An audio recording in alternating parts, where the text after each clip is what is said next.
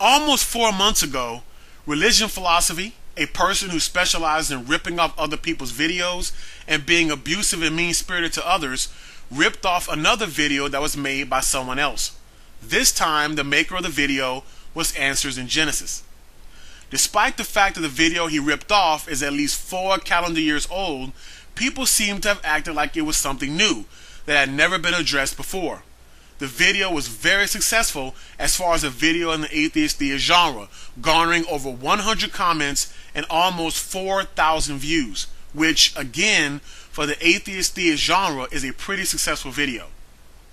The sad part is, if Religion Philosophy had any education in evolution, he would have realized both claims are false in regard to evolution.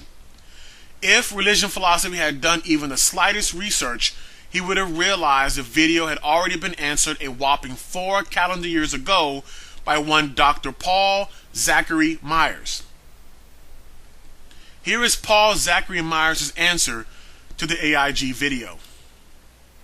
I've got a lovely crocodile tie, but maybe I need a new pig bird tie. Look, evolution is impossible. It's like a flying pig. This is some new awful short video from Answers in Genesis. It's slick and fast and just babbles rapid-fire lies at the viewer. Don't stop, don't think, you might catch on to the nonsense. It makes precisely 2 discrete claims that it claims disprove evolution. All you have to do is watch this video and yay, you're done. You can forget that science stuff and move on to loving Jesus. Here are the arguments. Number 1, there is no known observable process by which new genetic information can be added to an organism's genetic code, except mutations and gene transfer, of course. Oh, hey, they forgot those. That does sort of scuttle their whole point. I'm afraid we do know of observable processes that add measurable, quantitative genetic information to an organism, not to its code, though. That's stupid.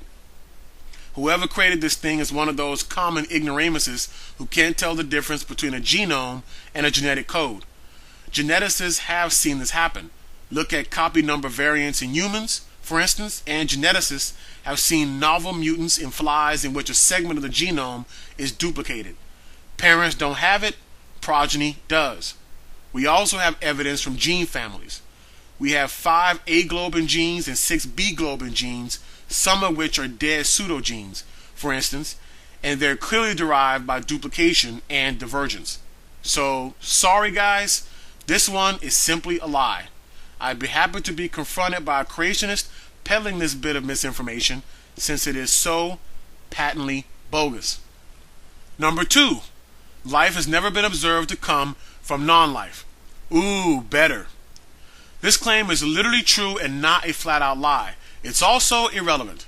One of the things you'll discover as you get deeper and deeper into biology is that it's chemistry all the way down. There are no vital agents working away inside a cell, adding intelligent guidance. It's all stoichiometry and reaction kinetics and thermodynamics. In a sense, all life is built of non-life, and denying it is like seeing the Lego Millennium Falcon and arguing that it couldn't possibly be made of little teeny plastic bricks. Yeah, it is. But it's true that we haven't seen life re-evolving from simple chemicals now, and there's a good reason for that.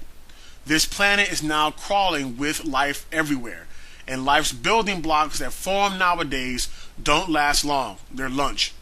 We also have only rudimentary ideas of what prebiotic chemicals were reacting in ancient seas, so we can't even simulate early chemistry in an organism-free test tube yet.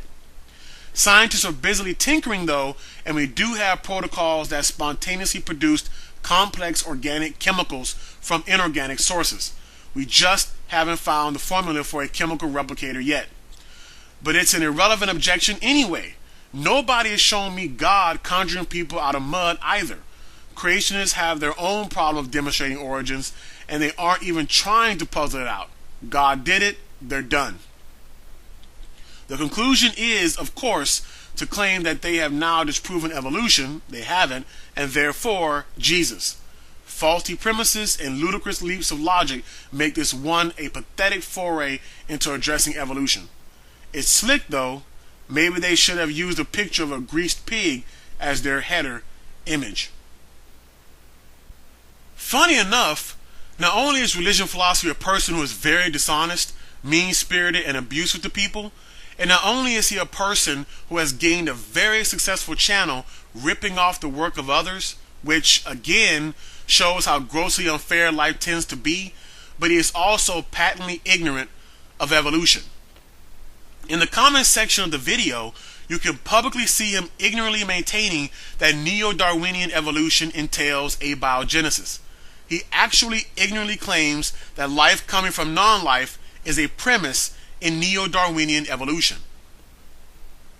When confronted about this utter falsity by Richter's gate, religion philosophy resorts to its usual dishonesty and douchebaggery, but not only denying it with sighing arrogance, but actually had the audacity to insult Richter's gate over something religion philosophy is himself utterly wrong about.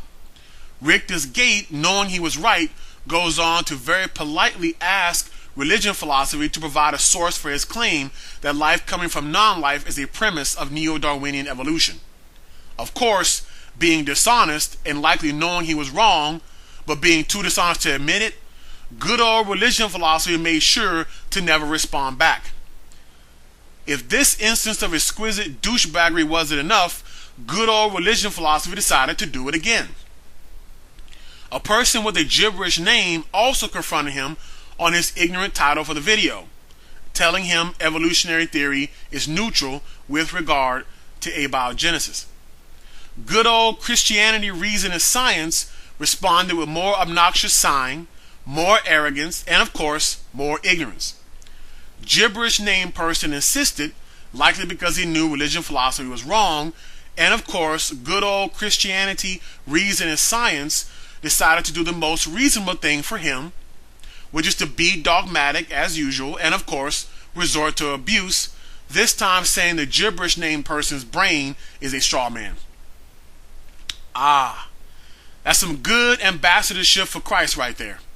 And very bizarrely, despite all that terrible behavior from religion philosophy, gibberish named person responded as if he was on some type of Jim Jones Kool-Aid and still stuck by religion philosophy, telling him he was on his side on these issues and tiptoeing around religion philosophy's feelings like he was the bloody pope by assuring Mr. Christianity, Reason, and Science that he wasn't trying to pick a fight.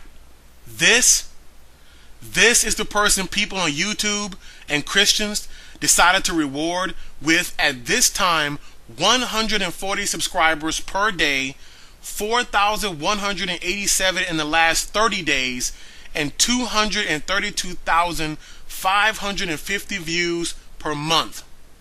Really?